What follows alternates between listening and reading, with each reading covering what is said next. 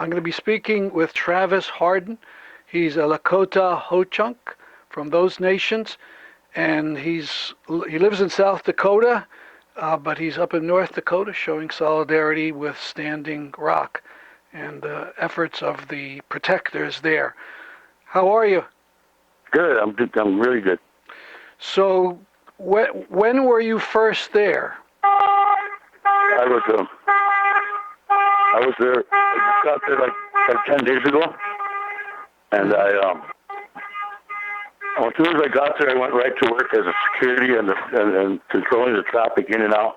It's kind of hectic because one of the sides of the hill is all gravel and bumpy, and cars were having a hard time getting up there. But I figured out a system where they would wait for the car on top to take off, and then would send the next car up. And I'd like whip them like and hit like they're riding a horse, like yeah, and then have them run up that hill. Anyway, we got a system going, and it's very hectic though when you got 1,000 people trying to get out of there at the same time to get to the front lines. When they had the Dobermans and the macing and up there at the construction site, I was down there directing the traffic, so I didn't get up on the front lines that day.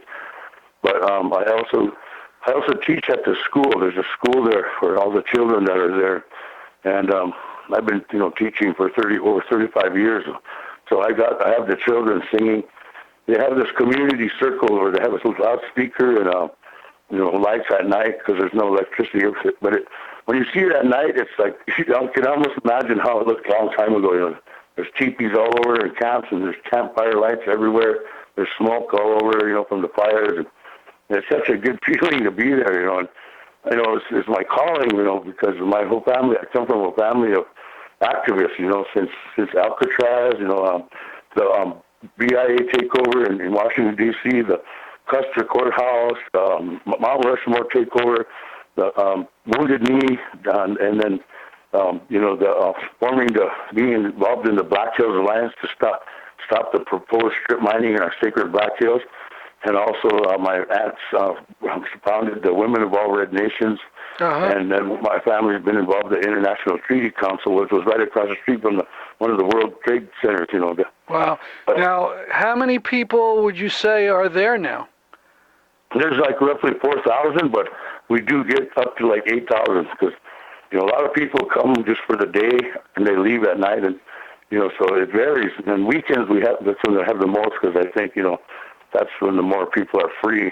Mm-hmm. But like a nation will come from Yakima, and they'll be there. You'll see a camp, big old camp, kind of near your camp, and then one morning you wake up and they're all gone, and then there's another camp from another nation, but so some of them stay for like 4 days or 5, or some of them are permanently, and but there's all there is like a Rosebud camp, and there's like the Pine Ridge camp, but there's different tribes at different camps, but everybody's just spread out all over, At one point, somebody said there was 98 Indian nations there, and now must be more.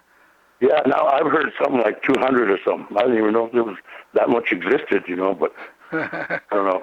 I'm not really sure on that, but you should see all the flags that have up. And my cousin, he went on that flag detail where he had to dig all the post holes. And he was busy. They were busy, putting in poles all day. And there's, just all kinds of different races. It doesn't matter what you look like, what color you are, how you're shaped. Everybody's, just like, everybody's. It reminds me of back, like after Wounded Knee, the occupation. All the AIM people were, we were all like, we had a bond. We're like a big family. We're all in this. We're there for the same things. I have 15 grandchildren, and that's why I'm there, and it's when you first see the camp, it's like makes me cheer up, just to see all these people that came to support, Yeah. What are the authorities? What are the authorities doing? Is there police or National Guard? What is there? Okay, they just sent in today, I believe, 100 riot cops at two of the entrances to the construction sites. They did have roadblocks, and they were sending people all the way around the whole place and down south, and you had to come up from from the south, and you're kind of out of your way. But a lot of people did it if you're coming from the north. But since I got there, I've been singing every day, and I keep trying to save my voice for the children's class. That when I see a nation coming down, we call it Crazy Horse Drive. These roads all have names for them, Anyway, when they come up down Crazy Horse Drive, it's like, there'll be like a bus load of Indians. They'll have like their flag, their reservation flag, and if they're not singing, a lot of them have drums and they're singing. If they're not, I'll sing for them as they come in, and other people eventually join me, and it just makes them feel proud, and makes us feel proud, and and like so many people I've never seen before, and you could just go up to anybody and say, where are you from, and they'll tell you, what resi, and I'm just meeting people left and right, Mm-hmm. It's like it's I don't know, it's like a modern. I don't want to put it that way, but it's like some modern day little bighorn or something, Like you can see how when that happened, how all the tribes just came to the calling, So were people encouraged that I don't know, it was the president's decision to suspend permission for this pipeline? Yeah, well, what we're thinking is he didn't really know about it. The barricades. They put these barricades and they're like stopping all the people and making them go around, and they don't really have a permit for that. And you got to have some kind of permit, and they're just kind of doing whatever they want to intimidate us. I think, and then we had a peaceful. We had this youth run where all these youth. There's a big powwow going on. It's one of the biggest powwows in the Midwest in Bismarck this last weekend.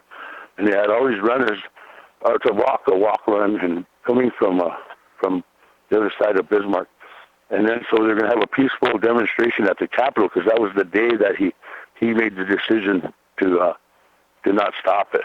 And wait, so, who's the he? Who's the he? The governor. The governor was at the Capitol of Bismarck, here in Bismarck. That's kind of when I came up here, and there has a huge, big as a football field yard, in front of the biggest building in Bismarck. And then all of a sudden they had these orange cones going all the way across. So we figured, well, we can't cross that, And then all of a sudden you see 100, there was 50 cops, 50 police officers marched in, and then they spread out a straight line about 50 feet beyond the cones. And it was kind of scary, like, are they coming to take us out of here, or are we going to take them out? We were there for peace, and we just said this prayer, no violence. This is how we're going to do this. This is how we feel like we can win without the violence. We just through prayer. Everybody's praying, man. There's so much people, and you can just feel it. And so when they lined up, I don't know who started doing this, but that they just all started heading to one side and started shaking all the policemen's hands. And I think it kind of freaked them out. They probably wondering what was going to happen too, and there must have been hundreds of people that just shook their hands. Wow. And I was saving my voice, for school next day, but I had to sing, and I sang the AIM song the whole time. People were shaking their hands. Has there been any violence on the part of the protectors? Not really. Not that the media is trying to say that we have guns, or they're trying to make up stuff, but it's not true at all. And I just found out that there's a posting that on Facebook that the Standing Rock tribe, they offered them like $20 million or something, and then they said that Standing Rock said no, we'll take $50 million, and that's not true at all, because they never offered anything, and we never, the chairman of the Standing Rock Sioux tribe is a friend of mine, and I'm friends with his dad, and I've known him, and he never took the offer, and just that alone, by spreading the gossip, then everybody thinks that we're just wanting more money, and it makes us look bad, and it's a big lie, just like a lot of the media does to a lot of other people and countries, Yeah, absolutely. Well, like Palestine. yeah, like Palestine. And oh man, I'm all over it with all of our people. You know, I made it a personal, thing to teach our people about what's going on with the Palestinian people, and that's all I do. Is like sometimes I don't get me started, but people need to know what's going on. All our lives we just always been kind of brainwashed to thinking whatever CNN says is the way it is, the law of the land. I believe that they don't always tell the truth, and we don't. Us, Americans, we kind of just believe what they say, but Yeah. and here again, it's happening here. They're saying we had pipe bombs, and they were saying we had knives and stuff, and we're preaching every day and every night that there's going to be no violence, just prayer, and I think that's what we're going to do this. But Sounds like excellent tactics. Well, I appreciate you talking to me. yeah, and the reason why I can barely talk is because I've been singing so much, and then singing in the class, and then I'm just constantly singing. It's part of our culture, and there's songs for everything. And when a nation walks in and we're singing, they get all fired up, and it makes everybody we're all proud to be there, and I hope we can win this battle, Yeah, well, it's an amazing thing. It's the biggest thing going. I want to thank you again, and I hope you save your voice, and every best bit of luck. Yep.